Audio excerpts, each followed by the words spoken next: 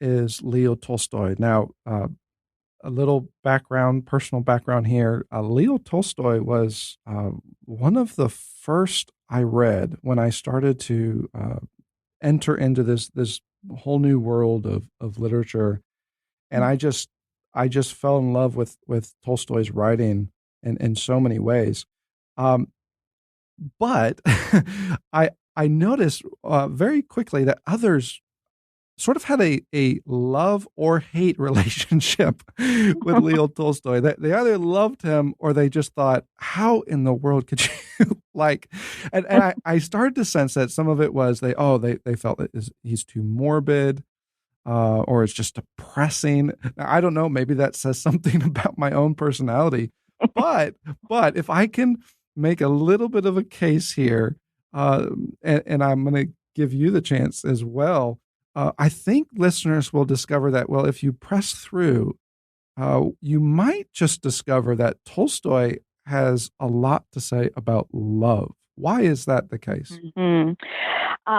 Yes, and of course the classic that I haven't written about is Anna Karenina, which is just a wonderful story, and thick and difficult as I think all of the Russian writers are actually. Yeah. But the story I write about in On Reading Well, which I think is a story that's a good place to start with Tolstoy, is the death of Ivan Ilyich, which is a it's a novella. It's a long short story. It's not really a novel length, but it really is a parable for our times. It's about a man. It starts with his death, so there's no spoiler there.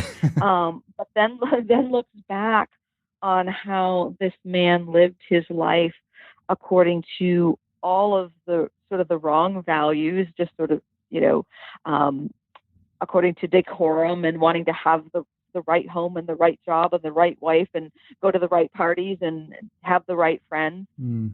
And he had all of that, but he did not have love um, until the end of his life, and he found love and Christ really because of the kind ministrations of his servant. It is just one of the most moving. I've read a lot of literature and I love much of it, but I would say this story is one of the most moving stories and Yes. one that withstands reading over and over and over again and reveals new things with every reading. And it's short enough that I just think I would encourage them. It is dark, Yeah. and I think the Russian names for me are an obstacle. Yes. Um, so I think that can be a stumbling block too. But all reading well of good literature requires time and attention and slowness. Mm.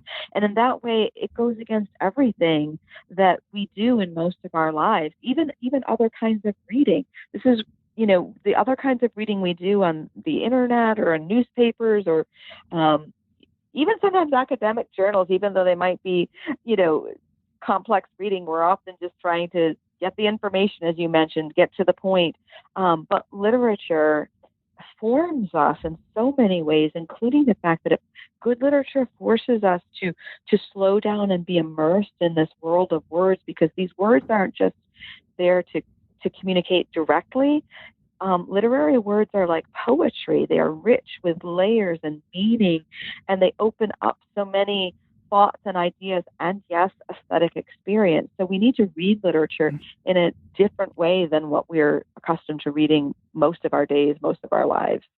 What you just said right there is so true, and I just have to underline it for our listeners because, well, I remember reading this book for the first time, and it is short. It's actually really short.